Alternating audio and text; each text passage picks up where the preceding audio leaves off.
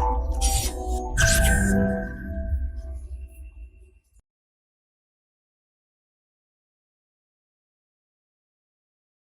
दोस्तों, this is Vishakha Daga coming up with next round of social issues.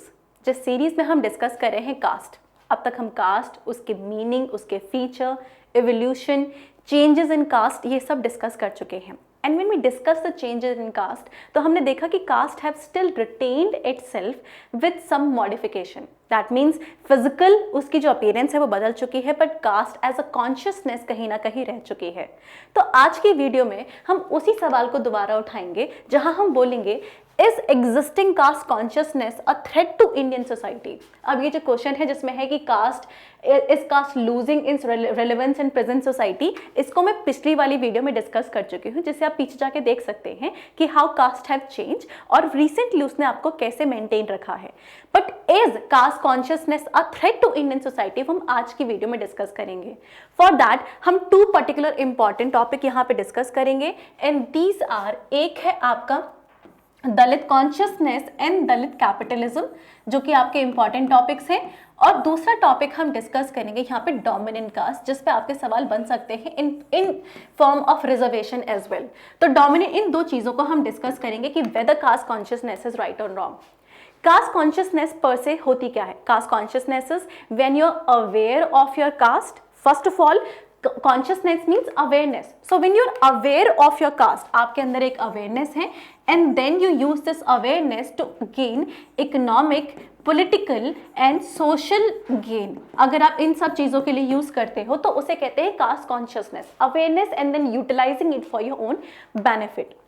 Dominant caste is also someone जो कि अपने बारे में अवेयर है। तो डोमिनेंट कास्ट का कॉन्सेप्ट कहां से आता है? Dominant means when you are able to exercise your will upon other person. That means आपके पास एक पावर है। पहले ये डोमिनेंट कास्ट जो होती थी, ब्राह्मण्स वगैरह होते थे, बट मॉडर्न पर्सपेक्टिव में डोमिनेंट कास्ट आपका यूज होता है not for the Brahmins but some other caste, जैसे जाट, मराठास, अहीर वगैरह। और ये जो कॉन्सेप्ट है ये दिया था आपके सोशियोलॉजिस्ट एम एन श्रीनिवास ने, जब उन्होंने रामपुरा विलेज में कुछ स्टडीज वगैरह की थी कि now it is it's not Brahmin but some other caste are dominant caste. They are dominant caste because they exercise a greater degree of economic and political power over the people. वो क्या करती हैं? Political power exercise करती हैं। और सभी states में कहीं ना कहीं ये कुछ मतलब कोई ना कोई डोमिनेंट कास्ट आपकी है ही, जो कि हम डिस्कस करेंगे। उसी के साथ एम एन श्रीनिवास ने कॉन्सेप्ट दिया अजगर का, बिकॉज एट दैट टाइम ये वाली जो कास्ट थी वो बहुत आपकी फेमस थी। जैसे आपका अहीर हो गए, आपके जाट हो गए, गुज्जर हो जाते हैं, और फिर आपके राजपूत हो जाते हैं। They were very prominent caste in the particular region. तो पहली बात, डोमिनेंट कास्ट होती क्या है? पहली तो ये है कि वो इकोनॉमिक और पॉलिटिकल पावर एक्सरसाइज करते हैं। इसके साथ एम एन श्रीनिवास ने कुछ फीचर्स दिए थे कि डोमिनेंट कास्ट डोमिनेट कैसे करती है। इसके सबसे बड़ा रीजन होता है they are good in numerical strength and in democracy if you have number you can win votes. तो ये बहुत अच्छा खासा वोट बैंक बनाते हैं आपका। जैसे कि इसका एग्जांपल हमने जाट दिए कि Jat have a greater in number in Haryana and UP and that's why they are a good vote bank. दूसरा, they have moderate ritual status। इसका मतलब ना तो वो ब्राह्मण के जैसे टॉप स्टेटस एक्वायर करते हैं और ना ही वो शूद्रा के जैसे आपका मीडियम स्टेटस एक्वायर करते हैं। वो कहीं ना कहीं क्षत्रिय या वैश्य के रोल में होते हैं। जैसे आपके राजपूत आज क्षत्रियाज मेनली, और पट्टीदार वगैरह थोड़ी बनिया कम्युनिटीज वगैरह में आ जाते हैं, वैश्य वगैरह। So they have moderate ritual status, good numerical strength है, इकोनॉमिक प्रॉस्पेरिटी उनकी अच्छी है because they have benefited from the government policy. जैसे land, permanent land settlement during the British period, तो several caste appeared as a landlord जो कि Brahmanical नहीं थी। या फिर when government came up with green revolution, cooperative societies, all of them benefited few particular classes. तो ये जैसे आपके जाट हो गए या मराठास हो गए, so they have economic prosperity because they have benefited from the government schemes and they are politically organised as well. जैसे Maratha community due to the contribution of Jyotiba Phule, वो आपकी प्री इंडिपेंडेंस टाइम में ही काफी ऑर्गेनाइज हो चुकी थी। इसकी वजह से ये काफी अच्छा खासा पॉलिटिकल क्लाउट आपका एक्सरसाइज करते हैं। अब इसका सिग्निफिकेंस क्या है? सिग्निफिकेंस मतलब हम ये समझेंगे, is this dominant caste good for India और not? Now, this dominant caste is actually important to understand the power dynamics in India. कि if you are aware of the dominant caste किसी भी society में, किसी भी state में कौन है, तो आप आसानी से अपनी पॉलिटिकल पार्टी को ऑर्गेनाइज कर सकते हो, बिकॉज आप उन्हीं को टारगेट करने की कोशिश करोगे. जैसे आंध्र प्रदेश में Reddys are very popular caste, इसीलिए आपने देखोगे काफी सारे चीफ मिनिस्टर थोड़ी इसी आपके सरनेम के साथ आते हैं, Reddy's and commas. That's why इस डोमिनेंट कास्ट की सिग्निफिकेंस यहां से आती है कि they started challenging the traditional authorities of ब्राह्मण. राजपूत पहले भी करते थे, पर डोमिनेंट कास्ट के आने के बाद जो ब्राह्मणिकल ऑर्थोडॉक्स वैल्यू थी उन पे सीधा सीधा सवाल उठने लगे, because they become more dominant and that's why they become the reference group for the lower caste. तो पहला चेंज ये हुआ कि पावर डायनेमिक्स बदल जाती हैं. They are very important to understand the power dynamics of particular state. जैसे आपके महाराष्ट्र में मराठास हैं, गुजरात में पट्टीदार हैं, और इन्हीं को टारगेट करेंगे इलेक्शन जीतने के लिए. इससे ट्रेडिशनल अथॉरिटी चैलेंज होने लगी. These dominant castes also played role in solving the caste related और village related dispute as well. जैसे खाप पंचायत के लेवल पे काफी dispute सॉल्व हो जाते थे इनकी वजह से. Also they played very important role in actually making Indian society more secular. Because अब रिचुअल स्टेटस पे इंपॉर्टेंस कम हो चुकी थी और सेक्युलर इंटरेस्ट पे इंटरेस्ट बढ़ चुका था. जैसे in present Indian society, Indians were highlighting their caste not to attain some status, however to gain some economic benefit, जैसे रिजर्वेशन के through. These are the dominant caste जो कि लोकल इकोनॉमी को डोमिनेट भी करने लगी और जो गवर्नमेंट रिसोर्सेज को बेटर यूटिलाइज करने लगे, बिकॉज ये बहुत ज्यादा अवेयर थे.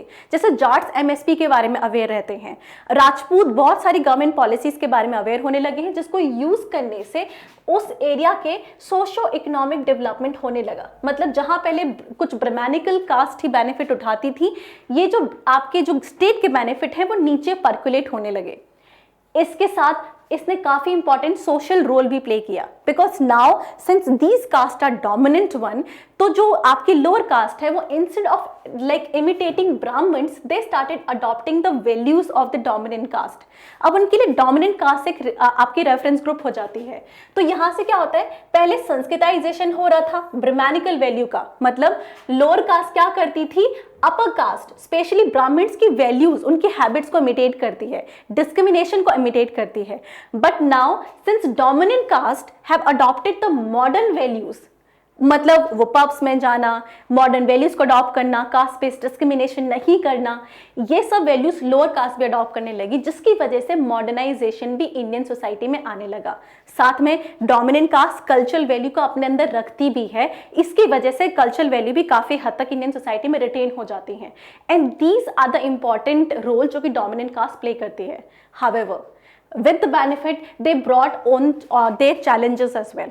जैसे dominant caste is accuse of appropriating most of the benefits, कि जो सबसे ज्यादा बेनिफिट्स हैं वो डोमिनेंट कास्ट अप्रोप्रिएट कर लेती है. पर से रिजर्वेशन अकॉर्डिंग टू, जैसे आप देखते हैं जिसकी वजह से डेमोक्रेसी पे भी काफी सवालिया निशान उठ जाते हैं. आपका एक अप्रोप्रिएटिंग रिसोर्स का एग्जांपल है, जैसे आपके cooperative society. Now it is said cooperative society का मैक्सिमम बेनिफिट आपकी डोमिनेंट कास्ट को गया, जो लोअर कास्ट थी इसका फायदा नहीं उठा पाई. ग्रीन रेवोल्यूशन का मैक्सिमम फायदा डोमिनेंट कास्ट का हुआ, लोअर कास्ट बेनिफिट नहीं उठा पाई. साथ में देखते हैं कि dominant caste has become the reason कि डेमोक्रेसी पे थ्रेट आने लगे हैं, और वो हम देखते हैं इंदिरा साहनी जजमेंट में भी. In this judgment, it was clear that reservation should not be given solely on the basis of कि economic weakness है या political weakness है. However, historical injustice होना चाहिए, social injustice. But dominant caste moderate ritual status था, तो social discrimination उन्होंने इतना नहीं face किया. Economically prosperous हैं, politically organized हैं. By these standard, they may not deserve the reservation. However, because of the sheer number, they are getting this. ये सवाल काफी उठ जाते हैं. Also, it is because of them highlighting caste consciousness बढ़ चुकी है, and the B.R. Ambedkar's idea of annihilation of caste consciousness कहीं ना कहीं sideline हो चुका है. साथ में they also act against the individual value.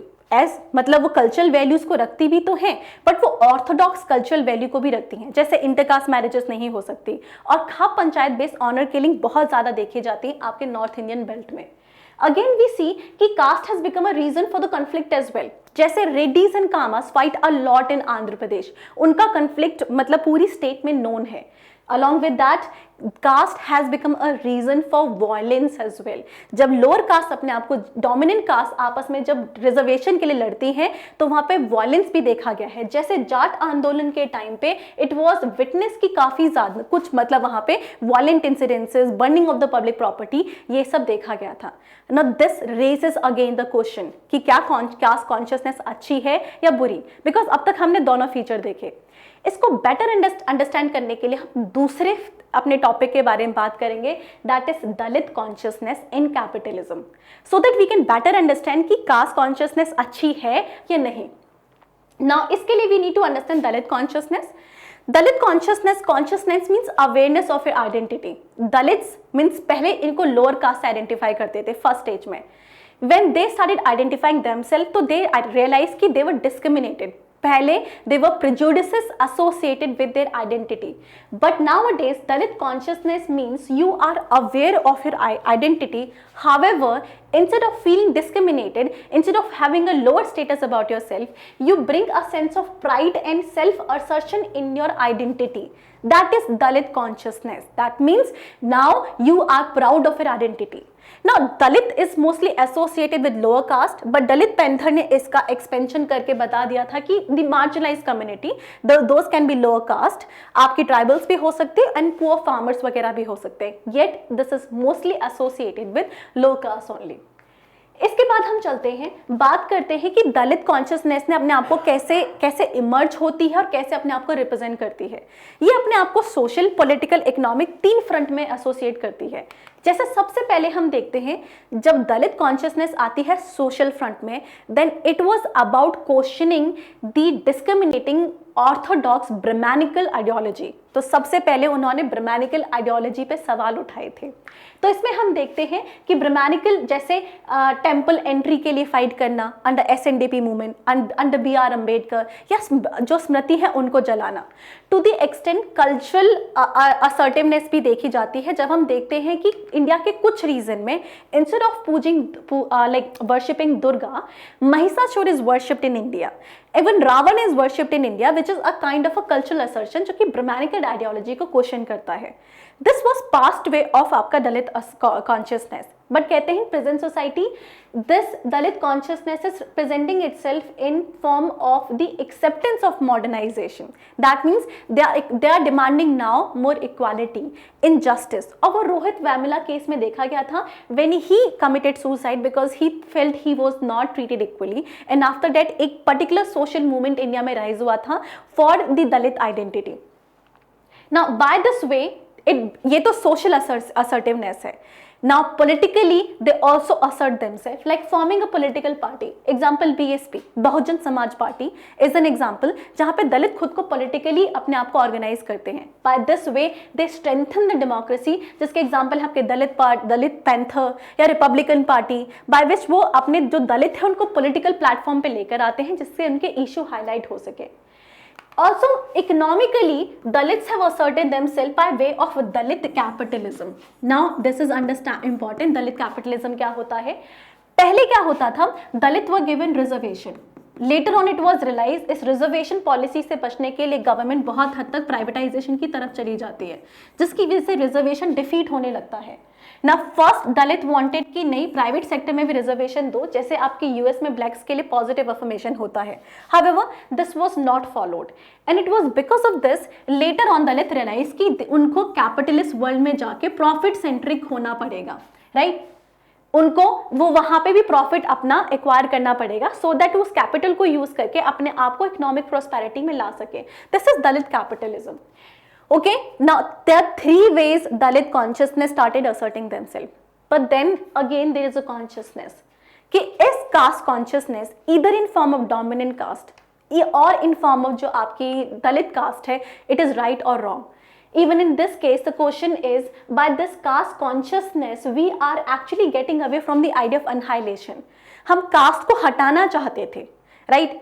The second most important issues with that is even for the Dalit is that caste has become a sole identity. However, their identity is not just their caste. They belong to the poor class as well. They belong to other particular communities as well, particular reason as well. So other identities are somewhere sidelined.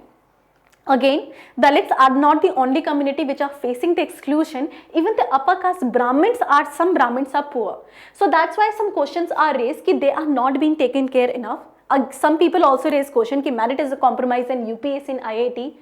And there are some doubts are in this way as well, that it has promoted this type of caste consciousness has promoted the political opportunism. आपका political opportunism इस case में आ चुका है. जैसे JDU is mostly the party of the lower caste and lower class, and BJP sometimes is considered as the party of the upper caste, but in order to gain the power they came together. So this was mostly politics of opportunism than the politics of saving one particular caste. The question are also, this has fueled the elitism, क्योंकि एक बार reservation के बाद जब lower caste में कुछ लोग चले जाते हैं, वो एक एलीट पोजीशन एक्वायर कर लेते हैं and later on they forget the people from the down trodden, और एक particular generation he among the lower caste benefit लेती रहती है और जो बाकी है वो उसका फायदा नहीं उठा पाते. इसका मतलब अगर ये आपके एससी की क्लास है तो उसमें भी एक पर्टिकुलर क्लास एलीट हो गई है, all other people are not able to take benefit. And that's why even this kind of assertion has the problem. So what we can conclude is, yes, there are problem because this is being used for the opportunism. There is a possibility of conflict and there is a possibility that people may consider this as a sole identity, which is not true. However, this provided certain benefit as well. Like we were able to question the traditional authority. Dalit were able to identify and bring pride in their identity. Again, some communities which were either not considered in democracy now are able to make space in the democratic power structure. So these are the benefit.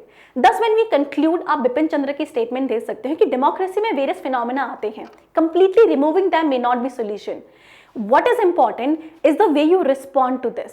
और उसको आप दो तरीके पे कर सकते हो.